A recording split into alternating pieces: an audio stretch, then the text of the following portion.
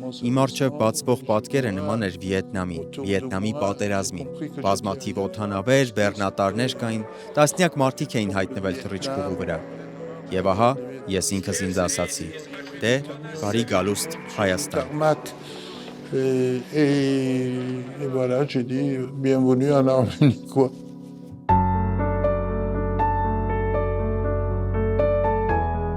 Toute première visite en Arménie, je me sentais Դա pas իմ vraiment ամենաառաջին très à այցն էր l'aise. Հայաստան։